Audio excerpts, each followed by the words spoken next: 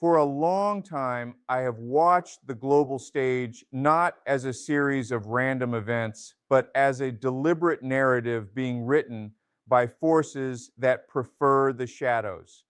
Today, I want to talk about the most significant chapter in that narrative, the silent death of the US dollar. When we speak of a death in the context of a global reserve currency, we aren't talking about a sudden heart attack. We are talking about a slow, systemic organ failure.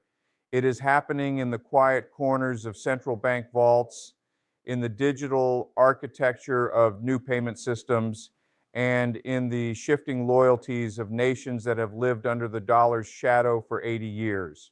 To understand why the dollar is dying in silence, we must first understand what it actually is. The dollar is not just paper, it is a contract of trust and a weapon of enforcement. Since the 1971 abandonment of the gold standard, the dollar has been backed by nothing but the full faith and credit of the United States and the absolute necessity of its use in the global oil trade, the petrodollar. But faith is a fragile thing, and credit is only as good as the borrower's ability to pay. As of early 2026, we are seeing the structural erosion of both.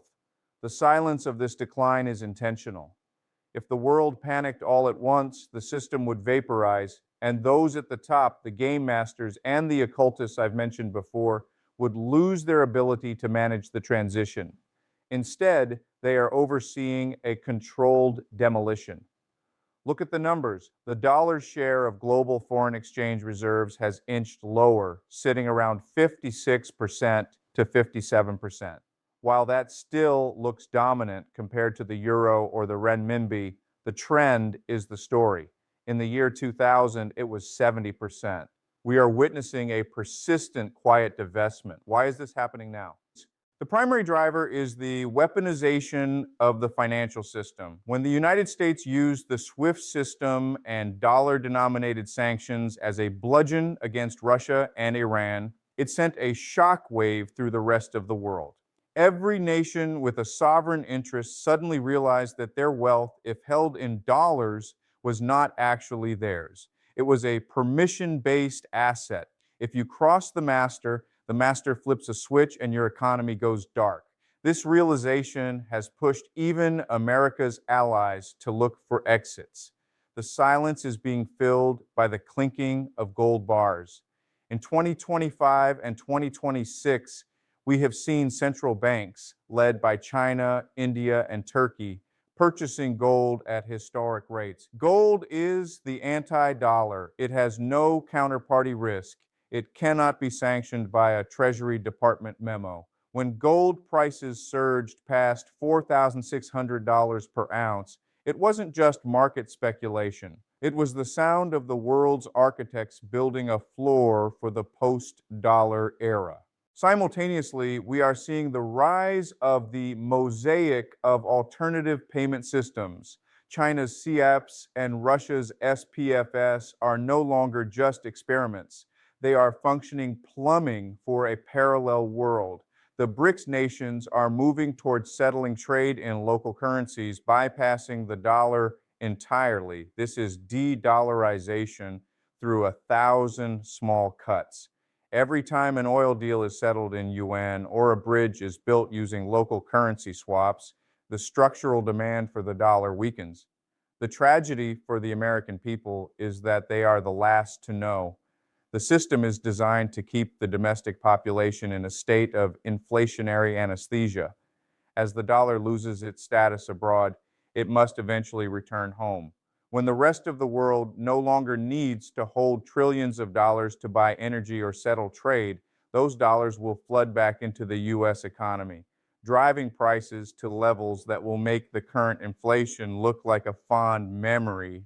This is the end of empire tax. I see this not as an economic inevitability, but as a geopolitical strategy. The technate I often discuss requires a world where the old financial order is cleared away to make room for a programmable digital currency. The dollar in its current form is too messy and too tied to the old world of physical production and sovereign nations. The move toward central bank digital currencies, CBDCs, is the ultimate goal. They want to replace the dying dollar with a digital dollar that offers total surveillance and total control. But there is a contradiction in their plan. The agents they have appointed, the politicians and leaders, are often driven by their own eschatology. They believe they are leading their nations to a new golden age, while the secret societies and game masters view them as mere vectors to clear the board. As the dollar dies, the friction between these groups will create massive volatility. We see this in the ceasefires that are really just pauses for rearmament and in the alliances that shift with the wind. For the individual, the path forward is not found in the headlines, but in the quiet preparation. If the bedrock of the global economy, the dollar, is shifting, you cannot stand on it. You must diversify your life, your skills, and your community. I tell my students that education is the only asset the system cannot easily inflate away. Understanding the river of history allows you to navigate the rapids without drowning. The dollar isn't going to vanish overnight. It will continue to be the most used currency for a few more years because of network effects. It's simply the easiest way for people who don't trust each other to trade. But the trust is gone, and without trust, the dollar is just a meme with a military. As the military becomes overextended and the game masters shift their focus to the next system, the silence will eventually be broken by a loud, undeniable crack. We are living through the end of the long peace that the dollar bought. It was a peace built on debt and enforcement, and as the debt becomes unsustainable and the enforcement becomes contested, the world is reverting to its natural state, a multipolar competition between civilizations. China is not a successor. It is a mirage built with dollar system tools. The real future lies in the fragments, the regional powers that will emerge from the wreckage of the globalist order. In conclusion, do not be fooled by the relative stability of the exchange rates today. The dollar is dying because its purpose has been served. The elite have already moved much of their wealth into hard assets and digital infrastructures that don't depend on the US Treasury. They are leaving the burning building, and they are doing it quietly so as not to cause a stampede that might block the exits. Your job is to watch the exits, not the fire. But let us look deeper into the mechanics of this evacuation. The transition from a unipolar financial world to a fragmented technate is not just about currency, it is about the redefinition of value itself. In the old world, value was tied to productivity, land, and the power of the state. In the new world, the occultists are designing value is tied to data, behavior, and energy consumption. The dollar is being allowed to fail because its debt-based model has reached its mathematical limit. You cannot perpetually print prosperity when the underlying industrial base has been hollowed out and offshored to the very mirages like China that the system created. Consider the role of the air bridge and the mosaic defense we discussed in previous sessions. Just as a military uses a mosaic defense to decentralize command and make it impossible for an enemy to strike a single head, the game masters are creating a mosaic financial system. This decentralization serves two purposes. First, it makes the coming collapse look like a series of unrelated local crises rather than a coordinated global shift. Second, it prepares the world for a global reset, where the only solution offered will be a unified digital ledger. They will tell you that the old dollar failed because of human greed and national interests, and that the new system, powered by artificial intelligence and algorithmically managed, will be fair and stable. This is the ultimate deception. The stability they promise is actually a cage.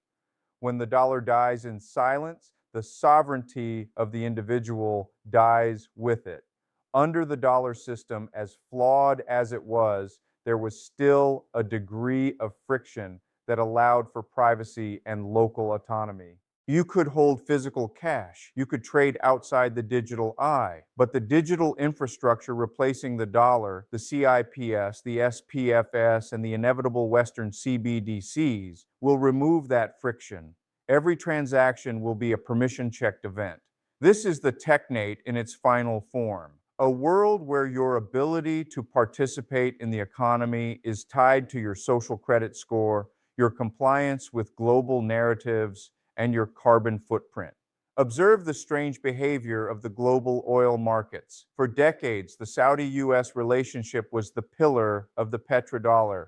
Yet, in the last year, we have seen Riyadh move closer to the BRICS, opening the door to pricing energy in currencies other than the dollar. Why would the game masters allow this? Because they are finished with the nation-state model of the United States. They have extracted what they needed, the military muscle to secure the world's resources and the cultural influence to globalize the population. And now the host is no longer required. The parasite is moving to a more efficient, decentralized digital host. This is why you see the frantic push toward green energy and the net zero eschatology. It is not about saving the planet. It is about destroying the energy independence that underpinned the old dollar-based industrial order. By making energy scarce and expensive, they ensure that only those integrated into the new digital system can afford to survive. The dollar was the currency of the industrial age. The CBDC will be the currency of the energy rationed age. We must also talk about the education, media, and culture layer of the system. This layer is currently working overtime to ensure that you do not notice the dollar's decay. They distract you with culture wars, with the theater of agents like Trump and Putin, and with manufactured crises. They want you to believe that the economy is a mystery that only experts can understand. They want you to feel powerless. But the very fact that they have to work this hard to indoctrinate you proves that the human spirit, the creative, purposeful life I urge you to live, is the one thing they cannot fully quantify or control. The occultists I speak of are not magicians in the sense of children's stories. They are architects of the human imagination. They understand that if you control a person's perception of the future, you control their actions in the present. If they can make you fear the death of the dollar as a catastrophic end of the world event, you will beg them for the solution of a digital cage. But if you see it for what it is, a structural shift in the game of the elite, you can position yourself to remain free. This brings us back to the importance of community and the family. In a world where the global currency is a surveillance tool, the only true reserve currency will be trust between people. Real physical communities that can provide for their own needs, trade in tangible goods, and support one another will be the gray markets of the future. The game masters hate the gray market because they cannot tax it, they cannot track it, and they cannot turn it off. By starting a family, by building deep friendships, and by learning skills that have value regardless of what is printed on a screen, you are performing an act of ultimate rebellion. The long peace is over, and the multipolar war has begun. This war is being fought with interest rates, with commodity blockades, and with the silent deletion of bank balances. The transition period will be characterized by what I call the Great Erasure. Wealth that exists only as digital entries in the old system will be erased through inflation or bail-ins. Real wealth, knowledge, land, tools, and social capital will be the only things that survive the transition. I want you to imagine the river again. The current is pulling the old world toward a waterfall. Most people are clinging to their paper dollars. believing the boat will somehow turn around. But the boat is being steered toward the edge by design. You must be the one who knows when to jump. You must be the one who has already scouts the shore. The death of the dollar is not the end of the world. It is the end of their world and the beginning of a period of immense chaos where a new world will be born. Whether that new world is a digital prison or a mosaic of free communities depends entirely on how many people wake up to the silence. The game masters believe they have accounted for every variable. They believe their algorithms have mapped out every human reaction. But history is full of agents who turned on their masters and rivers that changed course unexpectedly. Even the most carefully planned, controlled demolition can result in debris falling where it wasn't intended. That debris is your opportunity. As we move into the midterm break, I want you to look at your surroundings. Look at the institutions you trust, the money in your pocket, and the stories you are told. Ask yourself, if the dollar died tomorrow, who would you be? What would you have to offer? The answer to that question is your real net worth. Everything else is just a projection of a dying empire. The elite are leaving the building and the lights are flickering. Do not wait for the darkness to find the exit. The narrative is being written, but you still have the power to write your own footnotes and eventually your own story. The dollar is dying in silence, but your voice doesn't have to. You must live with energy, with purpose, and with a relentless focus on the truth, because in the coming age, truth will be the rarest and most valuable currency of all. The game masters believe they have accounted for every variable. They believe their algorithms have mapped out every human reaction. But history is full of agents who turned on their masters and rivers that changed course unexpectedly. Even the most carefully planned, controlled demolition can result in debris falling where it wasn't intended. That debris is your opportunity. As we move into the midterm break, I want you to look at your surroundings. Look at the institutions you trust, the money in your pocket, and the stories you were told. Ask yourself, if the dollar died tomorrow, who would you be? What would you have to offer? The answer to that question is your real net worth. Everything else is just a projection of a dying empire. The elite are leaving the building and the lights are flickering. Do not wait for the darkness to find the exit. The narrative is being written, but you still have the power to write your own footnotes and eventually your own story. The dollar is dying in silence, but your voice doesn't have to. You must live with energy, with purpose, and with a relentless focus on the truth, because in the coming age, truth will be the rarest and most valuable currency of all. Consider the Third Rome and the Pax Judica we see emerging in the cracks of the old order. These are not just geopolitical labels, they are the new enclosures being built to capture the energy of the world after the dollar's final breath. When the unipolar moment officially ends, these regional empires will offer their own versions of security and stability. They will compete for your loyalty and your labor, using the same psychological tools developed by the occultists of the 20th century. But notice the pattern. Each of these emerging powers is fundamentally dependent on the digital architecture we discussed. Whether it is the digital ruble, the digital yuan, or the upcoming American technate, the goal remains the same: a totalizing grid of control that replaces the organic movement of human history with a calculated, simulated reality. The silence we hear now is the sound of the world being re-indexed. Every gold purchased by a central bank, every bilateral trade agreement that bypasses Washington, and every move toward regional self-sufficiency is a line of code being written into the new operating system. The dollar was the general theory of the old world, a universal language that forced everyone to play by the same rules. The new world will be a special theory, a fragmented landscape where the rules change depending on which digital jurisdiction you occupy. This fragmentation is not a failure of the system, it is a feature.